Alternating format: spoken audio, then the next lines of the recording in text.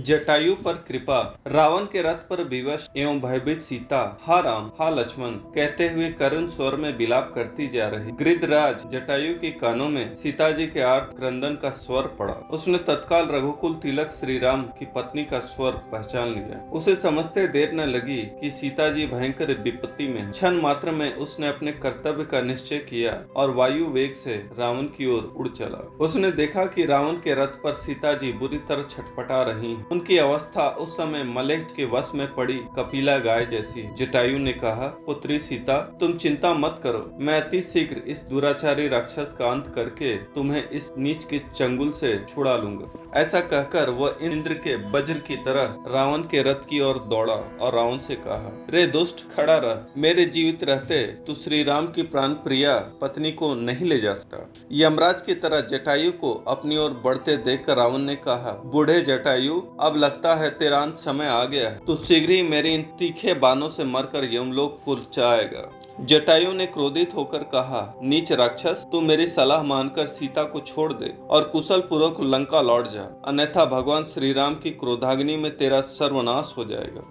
इतना कहकर जटायु ने अपनी चोंच से रावण के बालों को पकड़कर उसे रथ से नीचे खींचा। रावण पृथ्वी पर गिर पड़ा। उसके बाद जटायु ने सीता जी को उतारकर एक और बैठा दिया, फिर अपनी चोंच और नखों के प्रहार से रावण के शरीर को विदीर्ण कर दिया। क्षण भर की मूर्छा के बाद रावण कुपित होकर उठा, फिर अपनी भयानक कटार से उसने जटायु के पंख काट दिए। जटायु श्री राम का स्मरण करता हुआ धरती पर गिर पड़ा और रावण सीता जी को पुनः रथ में बैठाकर उतावली से लंका की ओर चल दिए। इधर लक्ष्मण जी को अपनी ओर आते देखकर भगवान श्री राम विशेष चिंतित हुए। उन्होंने लक्ष्मण से कहा, लक्ष्मण, तुम जानकी को वन में अकेली छोड़कर चले आए। वहाँ नाना प्रकार के मायावी राक्षसों का झुंड फिरा करता है। मेरा मन कहता है कि सीता आश्रम में नहीं है। फिर श्री राम लक्ष्मण के साथ लौटकर अपने आश्रम में आए और आश्रम में सीता को न देखकर वे सामान्य बिरही मनुष्य की भांति शोक करने लगे। वे वन की द्रुम लताओं से सीता का पता पूछते हुए इधर उधर उनकी खोज करने लगे। आगे मार्ग में गृधराज जटायु मिला। वह भगवान श्री राम के चरणों की रेखाओं का स्मरण कर रहा था। रक्त से डूबा हुआ जटायु मात्र श्री राम के दर्शनों के लिए ही अपनी प्राणों को रोक रखा था। भगवान श्री राम ने उसके पास पहुंचकर अपनी कर कमल से उसके सिर का स्पर्श किया।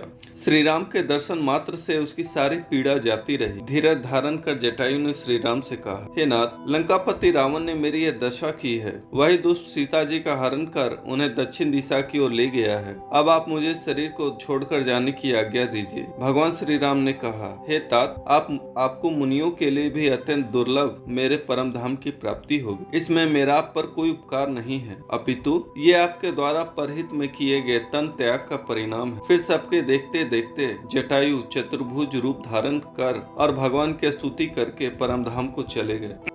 दोस्तों, अगर आपको हमारे चैनल का कंटेंट पसंद है तो कृपया इसे सब्सक्राइब कीजिए और साथ ही बेल आइकन को दबा दीजिए ताकि आगे आने वाली ऐसी ही ज्ञानवर्धक एवं रोचक जानकारियाँ आपको समय समय पर प्राप्त होती रहे। जय श्री राम।